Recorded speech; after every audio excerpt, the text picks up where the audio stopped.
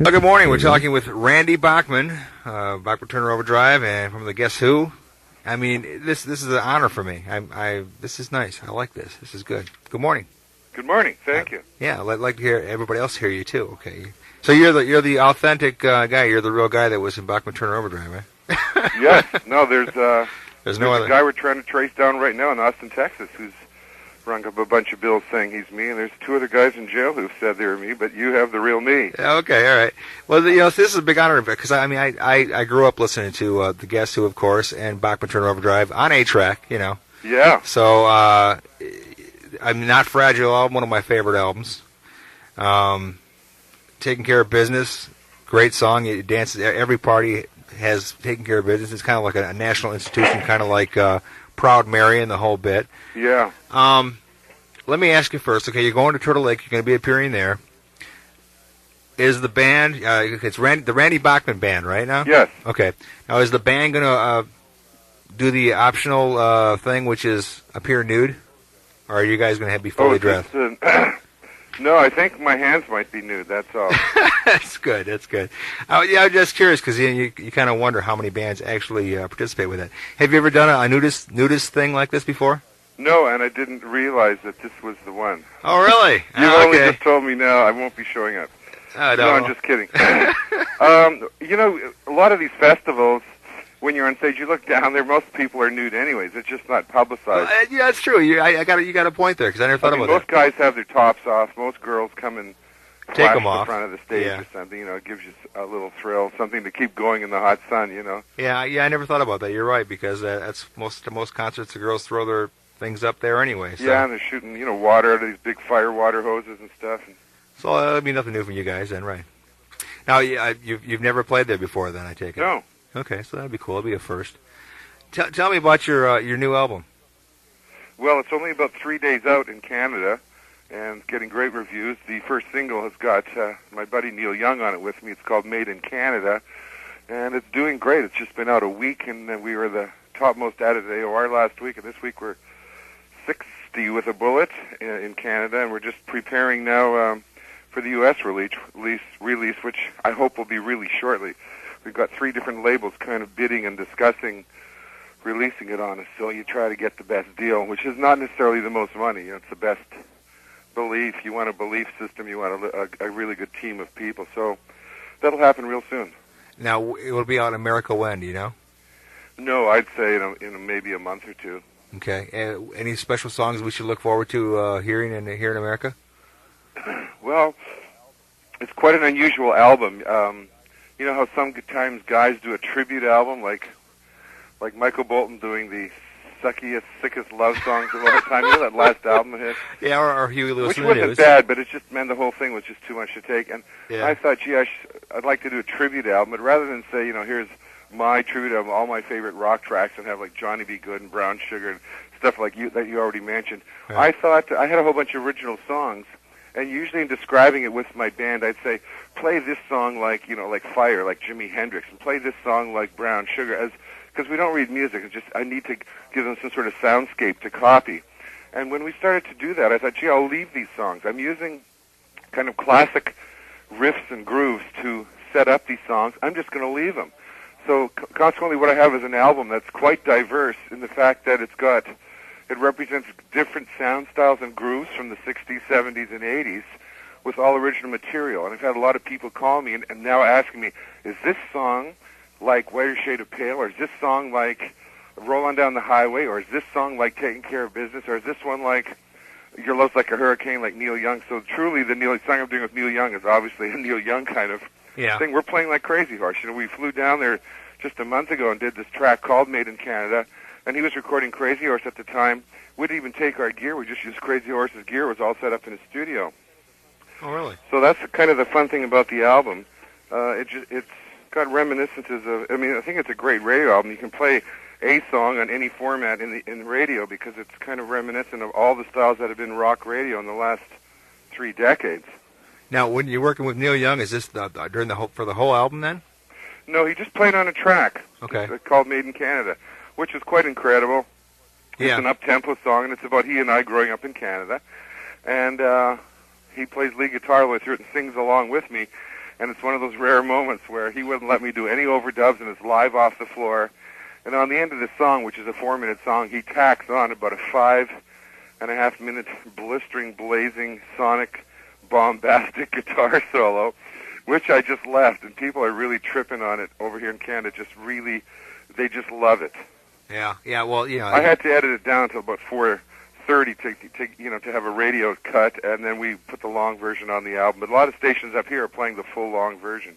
Now, how long is the full version? You said almost 10 minutes. 10 minutes. Woo, that's a lot of song. That'll be great. Now but you don't know when it's going to be released in America, but we'll be looking for it. I'll bring some this weekend. If you're there and I see you, I'll give you one. Oh, I wish I was there. I wish I was going to be there. Or somebody from your station. Yeah, well, okay, somebody from the station will be over there. I've got our the CD Pro for radio, which is the short and long version. Okay. And then I'll bring you the album. You'll have the first copy of the album in America. Oh, really? It's only 3 days old. Here it came out this last Wednesday. I mean, last Wednesday, last week. So it's only a few days old. So you'll have the first copy in the States. Yeah, because I'll definitely play it on Reminiscing. That'd be kind of cool on the FM side. Okay. Okay. Now, what were your favorite times? Was it during the Guess Who, Bachman Turner Overdrive? What was your favorite times as a band? Is it now?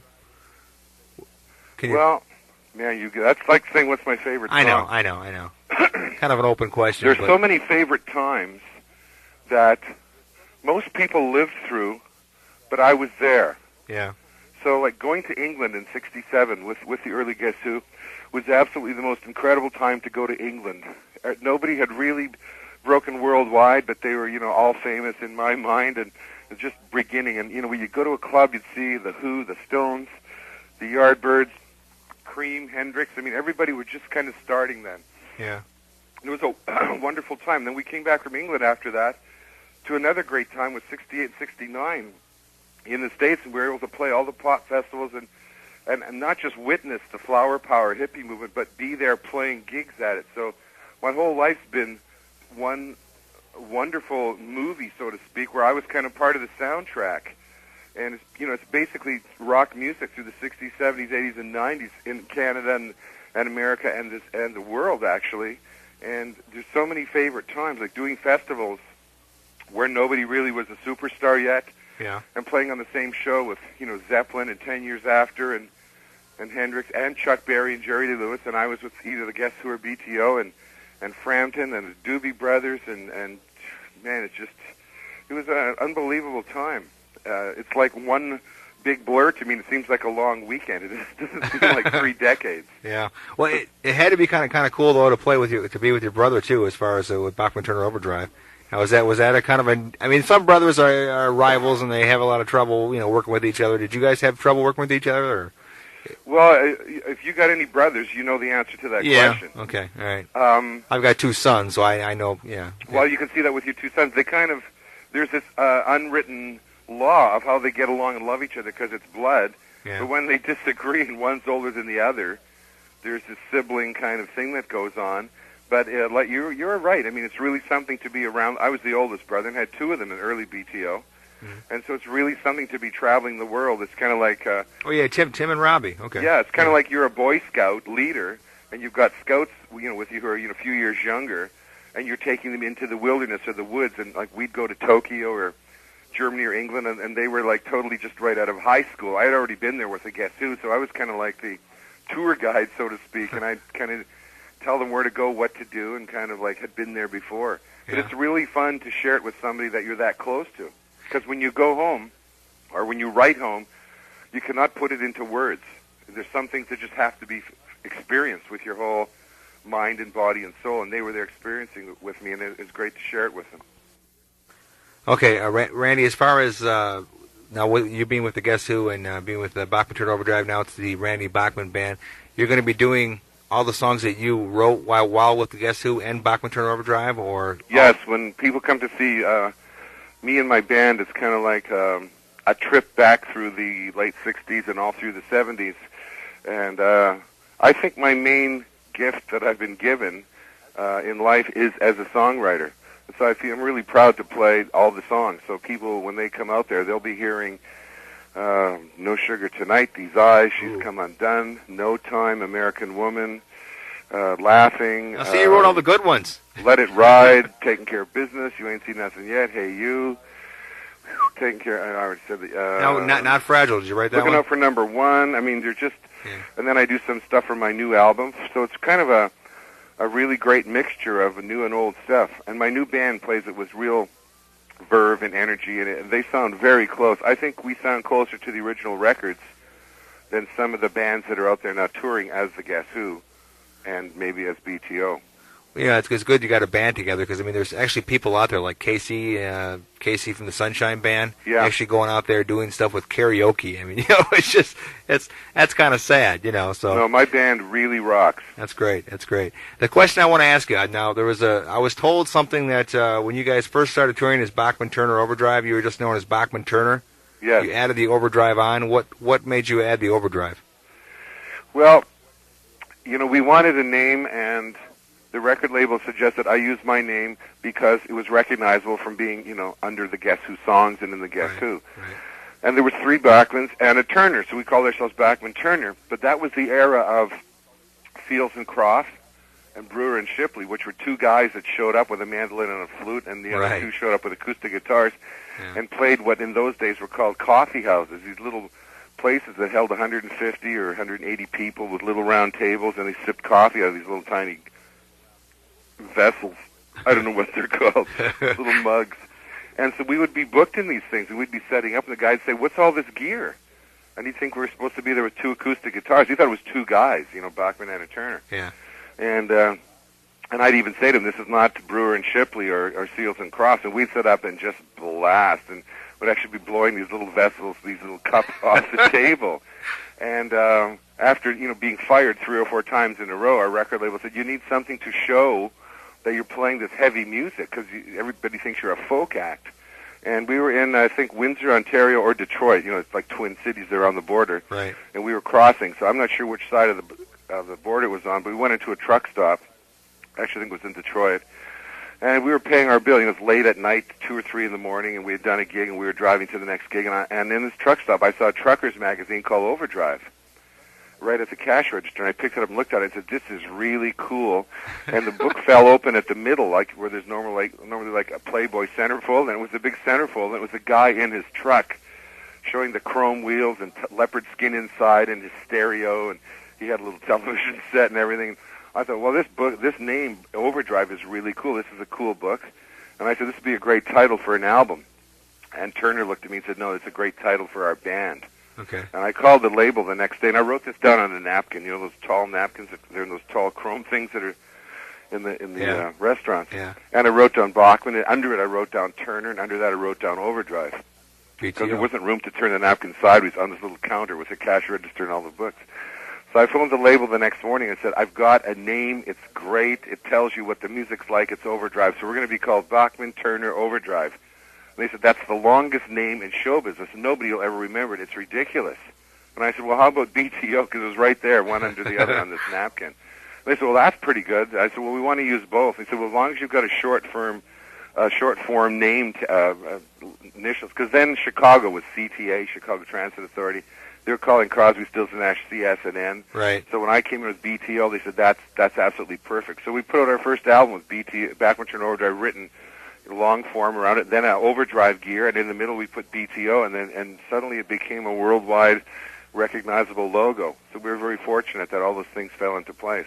You know, I remember that too. On some of the albums, you had like big gears on the albums and stuff with the BTO on there. Right, that was our first album. That really set up kind of the gear. We got a Ferrari Overdrive gear and an Overdrive gear from some big cement truck, and they were actual gears that we had. And we just laid them down and sprayed them silver, you know, on a silver background, and we carved a B and a T and an O out of wood. Oh, yeah? And laid it all down and had it photographed with the proper lighting. It looked like the whole thing was forged out of this, you know, incredible metal and stuff. Oh, yeah, yeah, it fooled me, that's for sure. Yeah, I remember that. Of course, then again, when I had it was on an 8-track, so it was kind of small. But, you know, the incredible days of the 8-tracks, too. So, you know, anyway, I really appreciate talking to you. Is there anything special you want to tell us? I mean, you told us about your album. You're going to be doing, of course, you said all the big hits that you'll be doing as far as with Bachman Turner Overdrive and the Guess Who. What do you think the people should expect besides the band not being nude at the Turtle Lake concert? I think we're doing probably about a 75-minute set, and I could honestly say that it's truly it's for us. It's a total amount of fun, and to see the people's reaction to all of these songs. And I'm a very proud songwriter. These are like my children, and so for me to play these songs and the people react to them, it's a wonderful experience. That's why I still enjoy going out and playing. My band really, really rocks, and they're going to have an unbelievable rock and time. The whole show looks like a really great afternoon and evening. It looks like a really good, fun time, so I'm really looking forward to it. Yeah, you're going to be there with the Marshall Tucker Band and a few others, yeah. It's going to be great. I hope I'll be seeing a lot of old friends on that show. Yeah, I'm sure you will, and I wish I could be there. I wish I could be there. Well, thank you, sir, very much for talking with me. Thank you, and I'll bring you some copies of the album. It's a big honor for me, because like I said, I was a big Guess Who fan and an even larger Bachman Turner Overdrive fan. So, well, thank you very much. Well, thank you, and great success with your new album. Okay, thanks.